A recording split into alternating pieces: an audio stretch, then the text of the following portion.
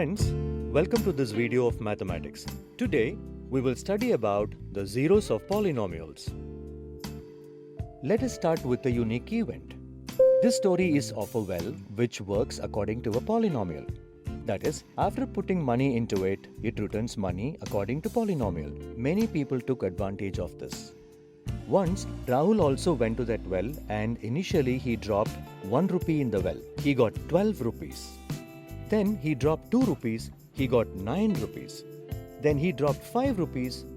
But this time, he did not get anything. And if we say in the language of mathematics, he got 0. Friends, Rahul has seen this board near the well, but he did not pay attention to it.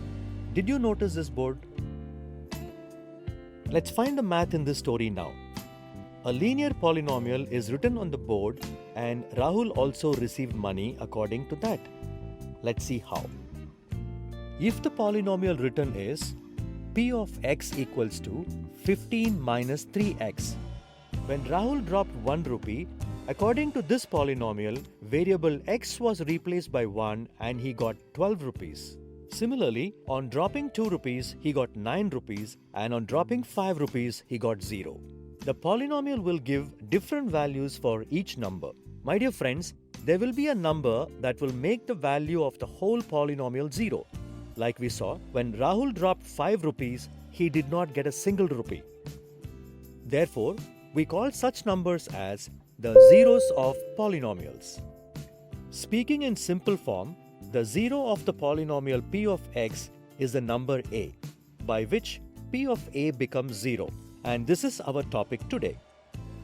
So, let's take some polynomials and find their zeros. Let's put different numbers in the first polynomial. By putting 1, we get 9 and we get 12 on putting 2. By increasing the number, the value of polynomial is also increasing. So let's put a number smaller than 1. On putting minus 1, we get 3. Values are decreasing. Now let's put minus 2. By putting this value, we get 0. That is, minus 2 is a zero of the polynomial 3x plus 6. We can also write this as p of minus 2 equal to 0.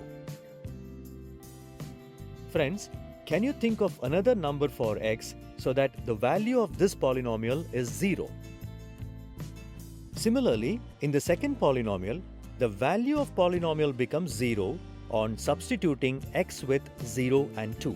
That is, this polynomial has two zeros. One is 0 and the other is 2.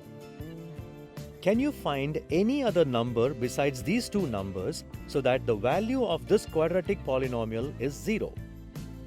Friends, one thing to note here is the number of zeros of polynomials does not exceed the highest power of the variable of polynomial. But shall we continue to find the zeros by keeping different values in the polynomial? This can take a long time. Therefore, it is also solved. If the polynomial is equated to 0, then we get the zero of the polynomial directly. So, let's see how. Solving the first polynomial by equating it to 0, we get x is equal to minus 2.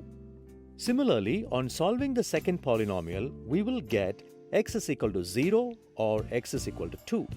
The zero of a polynomial can also be 0, but it is not always necessary to be 0. And now, the last few points that you should take care of. By equating the polynomial to 0, it becomes an equation such that 2x square minus 4x is a polynomial and 2x square minus 4x is equal to 0 is an equation. On solving this, we get the roots of the equation. Here, 0 and 2 are the roots of the equation. And numbers that make the value of the polynomial 0 are called zeros of the polynomial.